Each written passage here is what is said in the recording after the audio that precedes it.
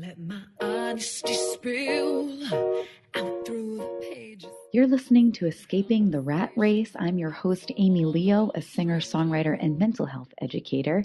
And our show is all about questioning the status quo and pushing the boundaries into what's possible for human beings and not probable. So tune in and get ready to escape the rat race, not only the monotonous 9-to-5 work grind, but also that incessant internal mental chatter that prevents most of us humans from experiencing more joy, peace, clarity, and freedom. On today's show, we're talking with Tony, one of my favorite human beings on the planet. He is a man who truly runs a non-profit organization called Hope for the Children, where not a penny goes to anything other than the mission work that he does. He also has programs for youth that are now in over 500 schools, churches, and jails this school year, and has created one of my favorite performance spaces in New York City, an underground venue where no art is feared and freedom of expression and respect for the individual artist is absolutely valued. And that's something really rare, honestly, to find in the New York City area. So tune in to see just how big of a difference one person can really make. Good morning, good afternoon, and good evening. My name is Amy Leo from reviveyoursanity.com, and we are continuing our solopreneur series today. I'm really excited for the guest that we have. It's someone I've known for quite a few years now, and I've actually performed at his space. We have Tony from The Vault and Hope for the Children, and I'm actually going to stop talking now, Tony, and let you take it away. If you could share a little bit about your story with the folks and what you're up to now, I think that's a great starting point. Okay. Well, glad to be on this, Amy, and talking with you. Long story short, I was a lost kid. Really bad teenage years. And I made like a spiritual experience, like a retreat. It was at the end of my high school years. I wondered, like, where the heck was this when I could have used it? So I went on a mission ever since then to just make kind of spiritual awakening experiences, psychologically healing experiences possible for young people ever since then. Started out with 1 or 2, and now it's up to the point where I'm in 502 programs this current school year, churches, schools, and jails. Yeah, I took what I was passionate about, experiencing, wanting to spread it around, and it's grown over time to the point where it's as big as it is now. I take the proceeds from that money that they give me for doing these presentations, these workshops, and retreats, and I use that to fund my foundation, Hope for the Children, which is about empowering people around the world to lift themselves out of poverty. So I spend the summer going around on mission trips, bringing American kids with me to meet people in these countries, make friends with them, be of help whatever we can to develop, bonds of friendship with people, helping kids to see beyond their limited little worlds, and they get the proceeds from all the retreat work that I do. And then one of my trips was to Africa, where I was in really remote regions and treated very warmly with people coming out to entertain me, and that motivated me to maybe someday create a underground kind of performance opportunity venue someday. And I've also gotten to do that. That's where, of course, Amy, you and I met at the Vault. So we've been doing that for 20 years. But that was actually inspired by one of my mission trips. So everything in my life kind of has a flow, but it basically started, I think, with that one retreat weekend that I did at the end of high school and flowed out from there. Yeah, that's beautiful. I think it really speaks to the potential that's within every human being to suddenly see something really differently about themselves and the world around them. I've had a similar experience on a retreat like weekend as well. And of course, the traveling component, there's a lot of synchronicity here with what you and I are kind of passionate about. And traveling for me has been a game changer in so many ways. There's something about, like you said, getting out of your limited view, everyday life, your everyday routine, and really experiencing how other people live. And it also, for me, puts me up against like my identity. I find my identity, who I think I am, drops a little bit, and I'm able to experience a broader experience of living because I'm not limiting it with my thinking about myself.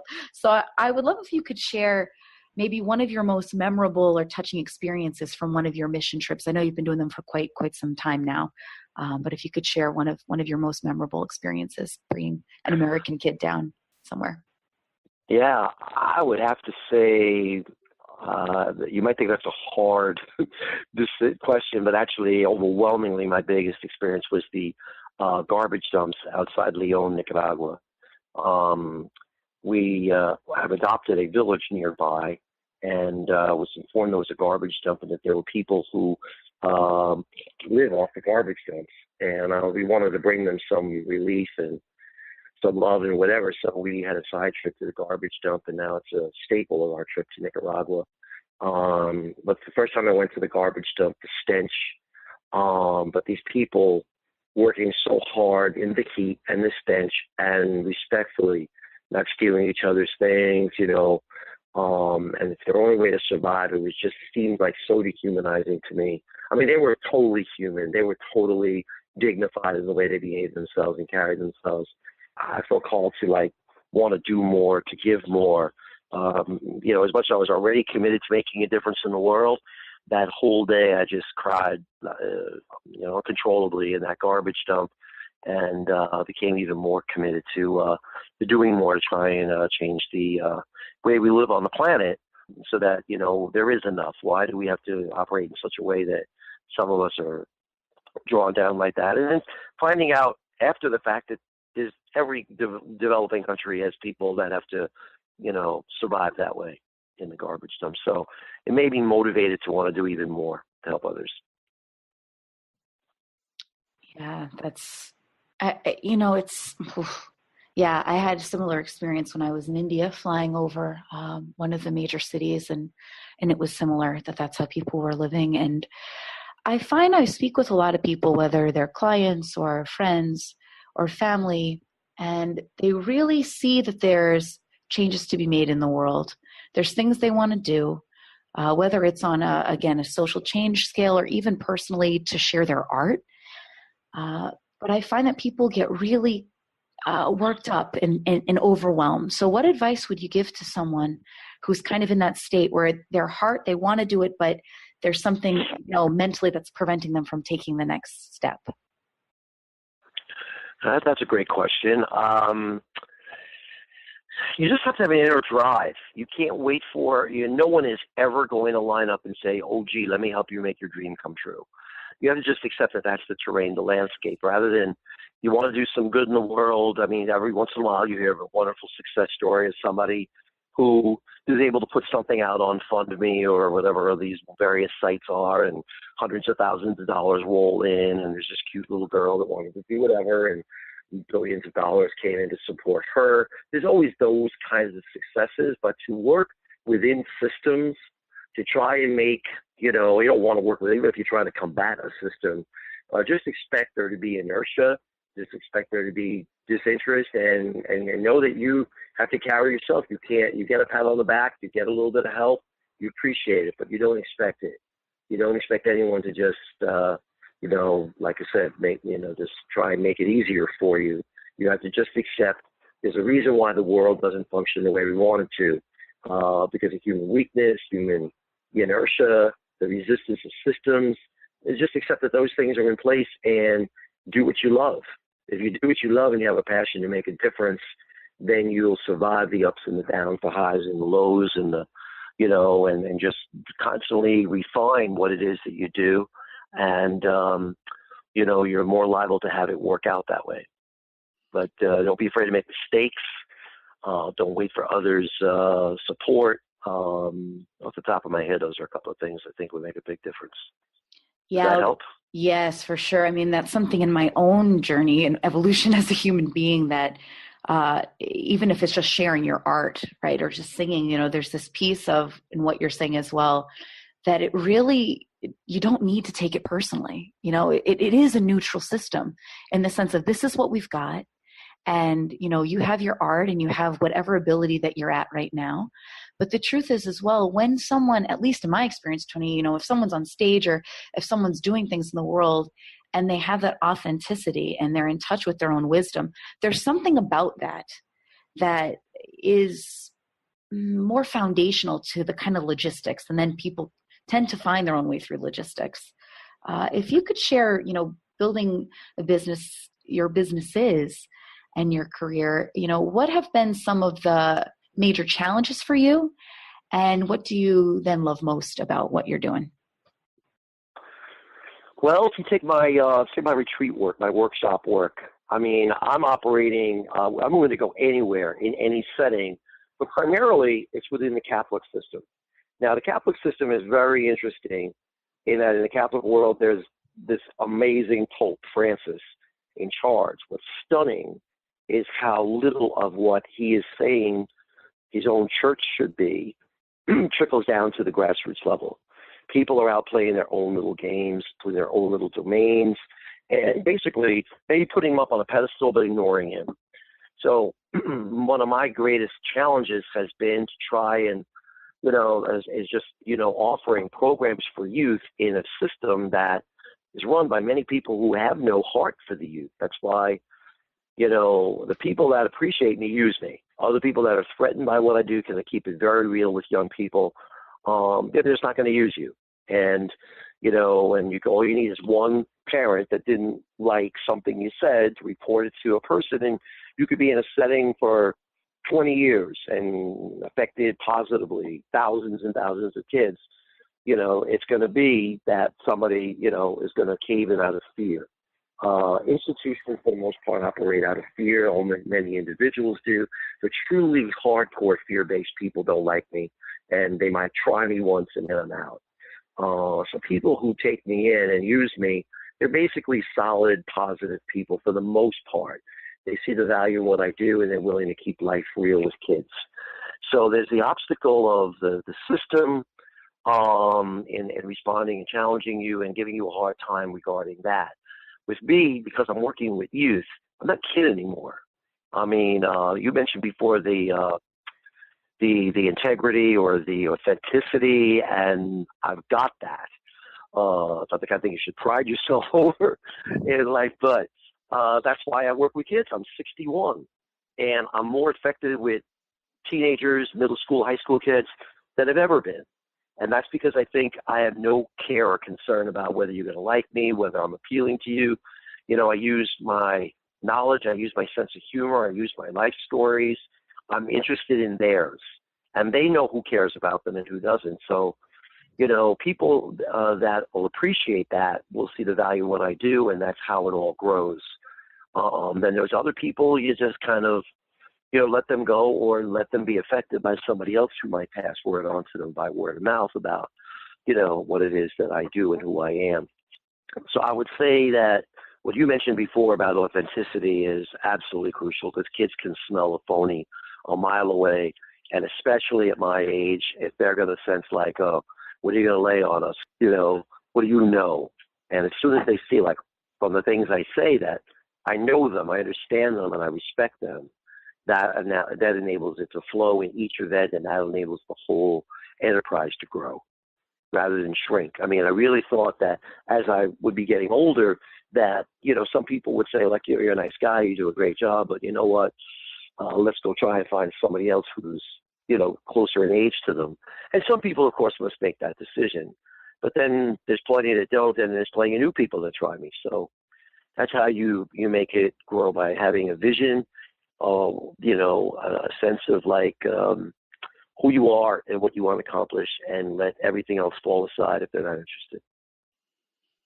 Yeah, if I can chime in there, because I also worked with kids in New York City for about 5 years as a social worker. And, I never read their files before I met them, first of all, ever. A lot of social workers did. I didn't want to be tainted by what someone else thought of the kids.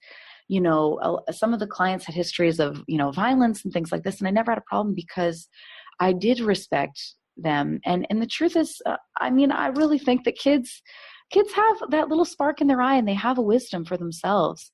And if they're given an opportunity and a space to be heard, I think that is one of the most beautiful things, because they don't get that a lot. I do have friends as well that are teachers in the system, and it's similar to what you're talking about, Tony, where they want to make a difference, but, they're caught up with a lot of logistics and things like that. So what do you love most about what you're doing, Tony? I love the moments. I love the moments where a spontaneously hysterical thing comes out. Myself or one of the kids will think of the funny thing to say or do in a moment. I love, you don't do, when you work with youth, you don't do it for the feedback. You don't do it for the, hey, thank you so much thing. When it does happen, really, you really do appreciate it and you really do enjoy it, but you don't strive for that. So I just live in the moment, and I understand whatever seeds need to be planted. You did that, regardless of the results, and that's what unconditional love is. It has nothing to do with whether I'm going to feel good at the end of it. When you do feel good, you love that. It's great. But you don't require it.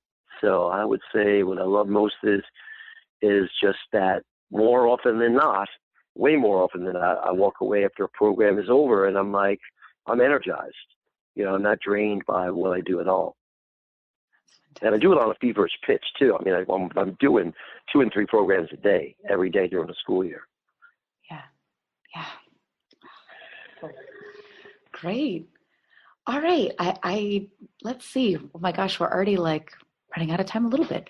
But I would love to hear where human suffering comes from for you, where you feel human suffering comes from, and then a little bit more optimistic maybe to that, where is your hope for change, or where do you see the potential for change? Change always has to happen within the individual first. It's not possible to transform a system if the individuals in the system don't have a level of awareness. Most human suffering, with the exception of oppression, that's economic and social, and exploitation, that kind of suffering is systemic and also at the hands of individuals.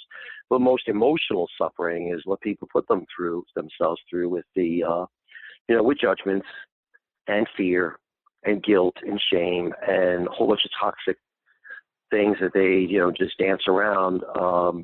I really believe that, without a spiritual awareness, that, that some kind of, that a life would be very limited in your capacity to deal with the crap that life throws at you and all the stuff that the good you would try to do.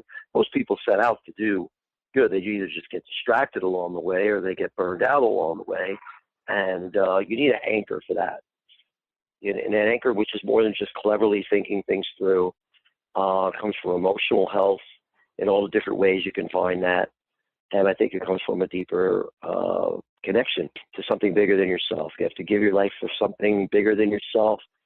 And if you're trying to do that without a spiritual connection that goes with that, you're eventually not going to have much to give.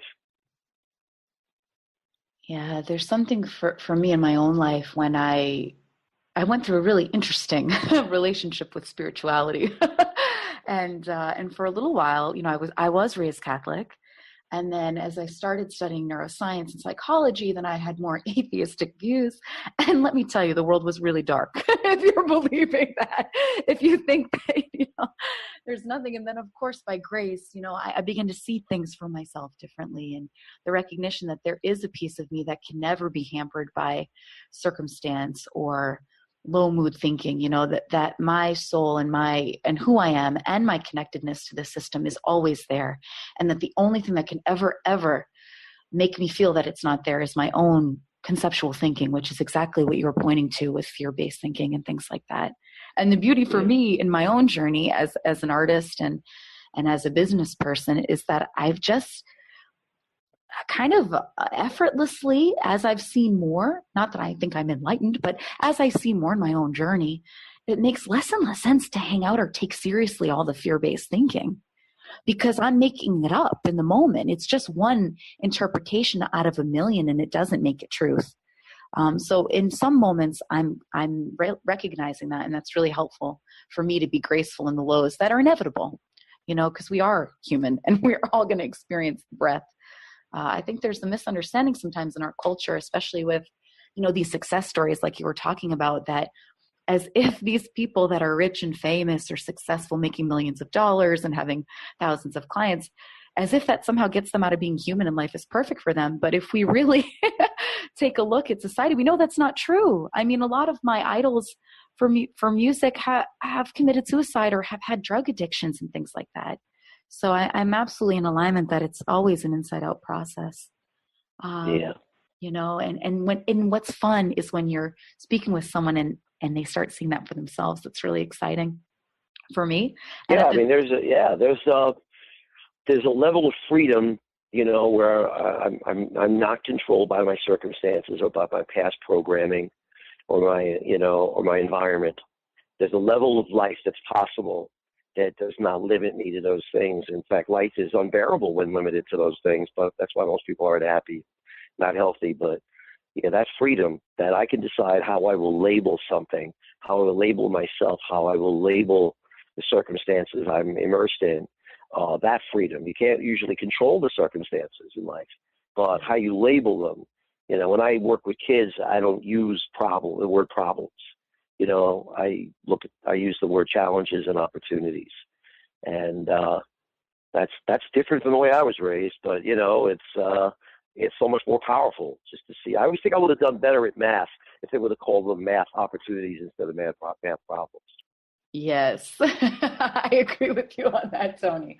Oh, I struggled with math a lot, or that was my perception. Yeah, there's something interesting that you're saying too about the labeling, just to bring it back, because I really come from the mental health side with social work. And I remember, I remember being with a client, and I'd worked with her for a year and a half, and we were just having a conversation, and she said, I'll never forget this. She said, I can't do that. I'm bipolar. And I think that there's such a fundamental misunderstanding in traditional systems. A diagnosis to me is just a snapshot in time. But how it gets framed in traditional therapy often is that people are going to be struggling for their life. They're going to be a lifelong addict, or they're going to have bipolar and there's no cure. To me, that's like equating, like if I'm at a party and someone takes a picture of me picking my nose, and then that's the snapshot that sticks with me for the next 20 years. But what's on offer for every human being is really that this psychological, spiritual freedom is on offer for every human being. So I really appreciate you pointing towards that, Tony. We're running out of time, but if there is one thing you would like listeners to take home from today's call, what would that be, Tony? And then if you can share where people can reach you to find out more about your retreats and the work you do, that'd be great. Sure. I would say if I had to leave one party message, it would be the change you want to see happen in the world. I didn't invent that saying, but I've lived my life according to it. I think if we all did it, it would be a different world. Be the change you want to see happen in the world. I don't know. I think it was Gandhi who said that. I'm not sure, but that's my closing thought. And I can be reached at hopeforthechildren.org. My phone number is 718-479-2594. My email address is retreats, RETREETS, at AOL.com. And I'm on Facebook, Tony Bellizzi. Okay, great. Also, if there's any local artists on the call that live in the New York City area, I would definitely check out. Tony does have a lot of great programs and open mics that run at the Vault. And that's, what's that address, Tony, for the Vault? It's the Vault, thevault.org. Okay, thevault.org. Okay. And you just send me an email. I'll put you on the mailing list. And, we're looking to keep the place strong. We're going 21 years now. So we have a lot of fun here in the New York City area. It's awesome. Yeah, I've actually run some fundraisers there and done things. It's one of my favorite places to perform. So I highly recommend that people check that out. Well, Tony, thank you so much for your patience coming on the call. I know we had a little bit of technical difficulties, but my pleasure. It was all worth it. I really appreciate it. And again, my name is Amy Leo at reviveyoursanity.com. If you are interested in kind of leaning into these kind of psychospiritual conversations for yourself, interested in maybe experiencing a little more psychological freedom, we are offering a variety of retreats as well. We've got one in Costa Rica in August, and we're planning an India trip in the winter. So that will be fun too. You can reach me again at reviveyoursanity.com. Well, thank you so much, Tony. And I hope to perform in your presence again soon. Yeah, that would be sweet. All right, rock and roll, okay. Tony. Thank you. All the best, Jamie. Take care. Thanks. Okay, bye. Bye. My biggest take-homes from today's call is that there really are so many people that are making a huge difference in the world. And just because we don't see or hear about these people often in the news or the media doesn't mean that real change and real impact isn't being made all over the world. There's also this piece for me that as Tony shared his story, I realized that We don't have to go from 0 to 100 overnight.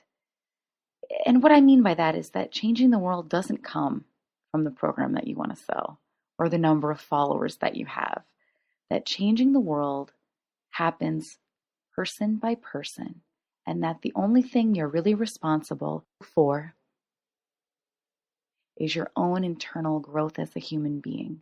And it really can be that simple, that when you are lit up and when your psychological well-being is intact, that has the ability to touch those around you in ways that you didn't even think were possible. If you want to get more inspirational but practical conversations for changing the world and escaping the actual and or mental rat race delivered straight to your device, remember to subscribe on iTunes. All you've got to do there is type in the search engine, Escaping the Rat Race with Amy Leo, and it should bring the podcast series up. Till next time, keep rocking.